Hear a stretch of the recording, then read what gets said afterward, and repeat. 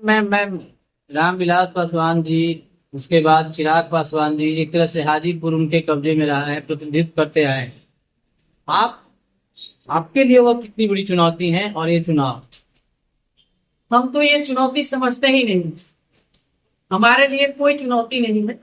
हमारे अंदर विश्वास है, उम्मीद है और आशा है कि हमारी जनता जरूर सही निर्णय लेंगी और चुनौतियों का सामना करने के लिए वो हमको आगे बढ़ाए।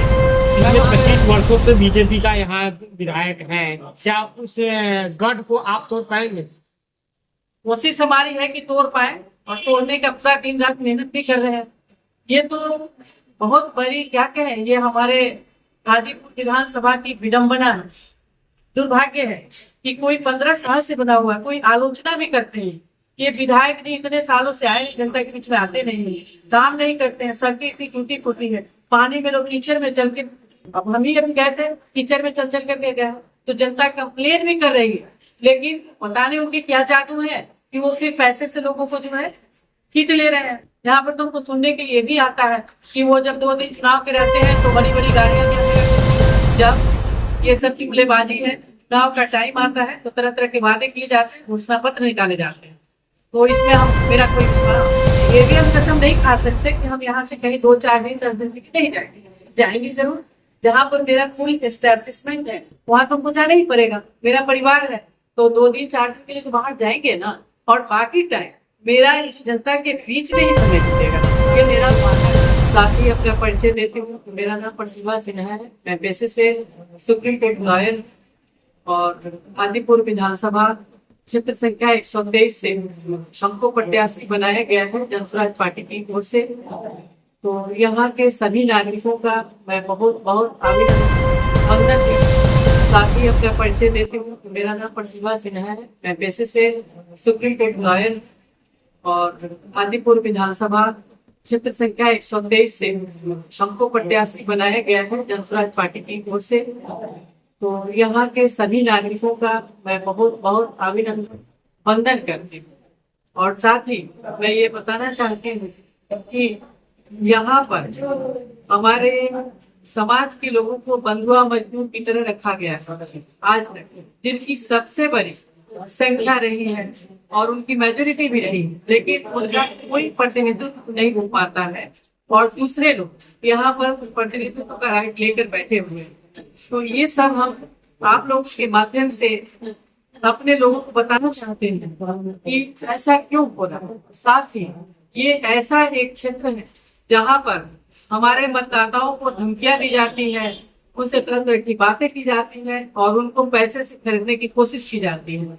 और साथ ही जो मैंने अपना अनुभव किया है, जब मैं क्षेत्र में घूम रही हूँ तो लोगों का कहना है कि जो प्रेजेंट प्रतिनिधि हैं वो तो कभी हमारे क्षेत्र में आते ही नहीं और वहीं पर अपने घर पे बुलाकर मीटिंग करना चाहते हैं और एनवलप थमाते हैं। तो इस तरीके से है और इनको बदलाव करना जरूरी है।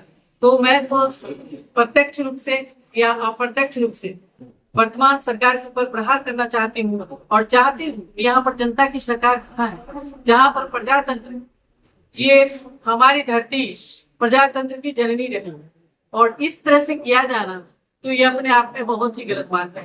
तो मेरा कहने का मतलब है, और हमारे क्षेत्र के सभी नागरिकों से मैं हाथ जोड़कर ये नम्र निवेदन करना चाहती हूँ कि आप लोग जागिए और अपने आप को पहचानिए और ये जानिए कि आपकी ताकत क्या है और आपके एक वोट की ताकत क्या सरकार बना सकती है, सरकार गिरा भी सकती है।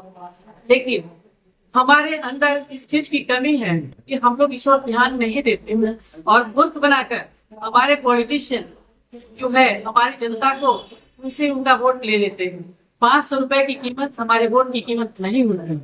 तो इसलिए अब हम अपने जनता से, जनता जनार्दन से ये अपील करना चाहते हैं कि वो इस बार अपने सोच विचार को बदलें और अधिक से अधिक संख्या में अपना मत का प्रयोग स्कूल के बस्ता छाप जो माननीय प्रशांत किशोर जी के नेतृत्व में जन स्वराज पार्टी का आगमन हुआ है इस बिहार के अंदर में एक विकल्प के तौर पर। अब तक की सरकारें जो 20-30 साल से इस बिहार का शोषण करती आई है उससे निजात पाने के लिए जन स्वराज को लाना ही होगा।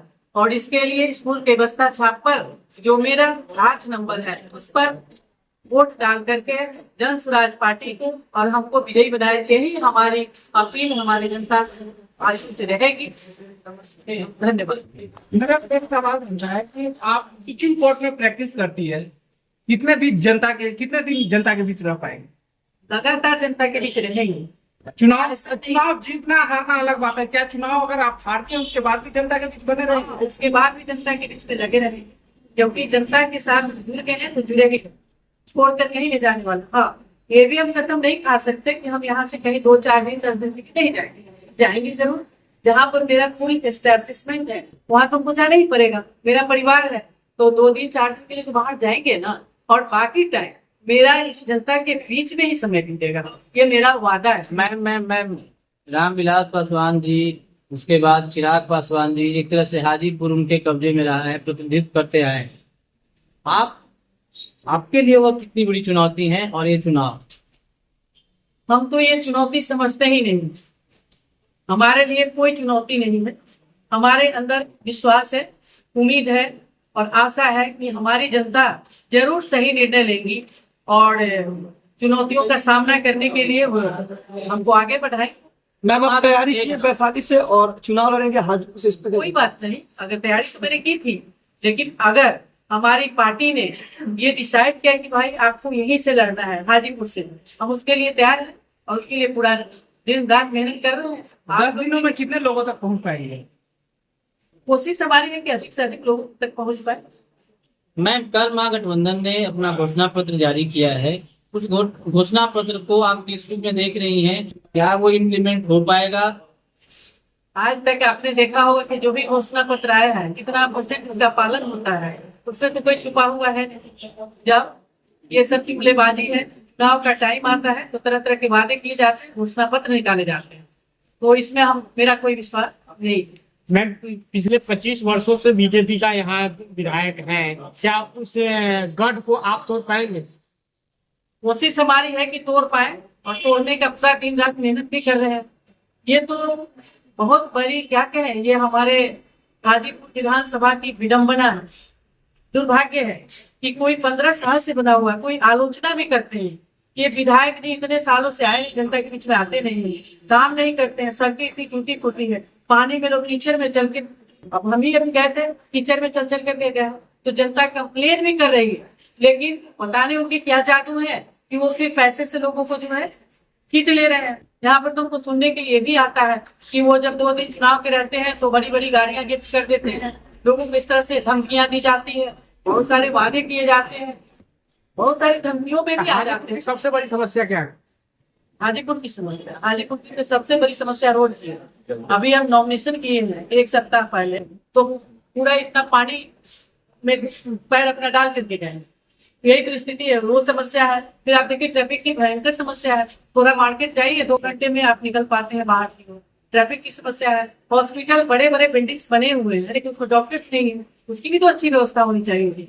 और इर्द गिर्द में जो भी धार्मिक स्थल है उसका प्रॉपर विकास होना चाहिए, जो आज तक नहीं हो पाया। तो क्या काम कर रहे हैं हमारे प्रतिनिधि? तो ऐसे प्रतिनिधि का चुनाव होना चाहिए जो प्रतिनिधि हमारी आवाज बने, आवाज बनकर सदन में आवाज है। बिहार के अंदर जो है लगातार मर्डर, शांत किशोर इस तरह से जो निर्वात आगे जो अफसर है, अमित शाह पर उन्होंने आरोप लगाया पूरे किस तरह से जो इसको मतलब मैनेज किया जाए। आपको क्या लगता है शांत किशोर जो पूरा चुनाव हो रहा है कितने फैक्टर पे इनको उभर रहे हैं? आज चाहे रंगीत बहुत बड़े अच्छे स्थिति में है हमारे मंदिर, क्योंकि वो बात सही बोल रहे हैं। जो सरकार आज वर्तमान में है उसके ऊपर इतने बड़े बड़े आरोप हैं, वो अपना आरोप अगर मानते तो कब का रेजिग्नेशन दे दिए होते, लेकिन कोई रिजाइन करने को तैयार नहीं। और वैसे भी प्रशांत किशोर जी क्या गलत कर रहे हैं कि उनके कैंडिडेट को तो महिलाने फुसलाने का भी कोशिश किया ही गया है, उनको बैठवा ही दिया गया, ऐसा सबों ने देखा है। ये कोई गलत बात हो रही है? अच्छा, क्या आप पर भी आरोप आया है? क्या बुलाने के लिए कोई आया है कि नहीं? डायरेक्टली तो मेरे ऊपर नहीं आया है, लेकिन इनडायरेक्टली ऐसा लगता है कि कहीं कहीं कुछ हो रहा है। एक सवाल है कि बिहार में प्रत्याशियों को धमकी देना, प्रचार गाड़ियों पर हमला करना और मर्डर, ये सब आम होता जा रहा है, आप किनको दोष देंगे? किनको मानते हैं? रूस किनको देंगे, कोई भी पार्टी सही नहीं, साथ ही हमारे प्रत्याशी सही नहीं। अगर यूं कहा जाए कि प्रत्याशी, जब आपके पास धन बल है और पावर है तो आप कुछ भी कर सकते हैं, तो वही की जा रही है। पैसे के बल पर सब कुछ किया जा रहा है और ऐसा होना नहीं चाहिए।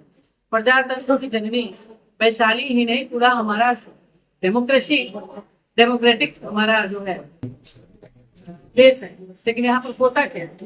जनता मैम आप कह रहे हैं कि धमकी दिया जा रहा है, किसके द्वारा धमकी दिया जा रहा है? धमकी हमको नहीं दिया गया है, लेकिन डायरेक्टली अप्रोच करने की कोशिश की जा रही है। ये भी तो पता हमारे होगा। लोगों को कोशिश किया जा रहा है। आपकी राजनीति हमारी राजनीतिक पृष्ठभूमि तो, हम तो ऐसे लॉयर रहे हैं सुप्रीम कोर्ट में, लेकिन मेरा फैमिली बैकग्राउंड है। मेरे चाचा जी विधायक थे 77 में, जब मोरारजी सरकार बनी थी सेंटर में, और यहाँ पर तब वो विधायक बने थे।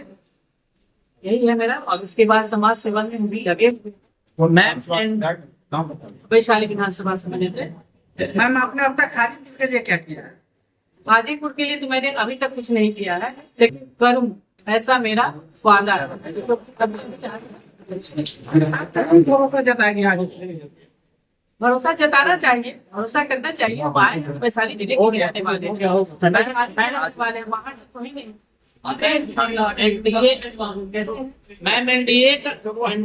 एनडीए का घोषणा पत्र जारी नहीं होना, उसके बाद एनडीए की अब तक कोई संयुक्त कृषि नहीं हुई है। ये क्या आपको लगता है कि अंदर में एनडीए में कहीं ना कहीं तालमेल नहीं बैठ पा रहा है? बिल्कुल सही बात है कि तालमेल नहीं बैठ रहा है। ऊपर से दिखावे की बात है, अंदर तो इंटरनल कलह है ही, जैसा कि सभी लोग जानते हैं।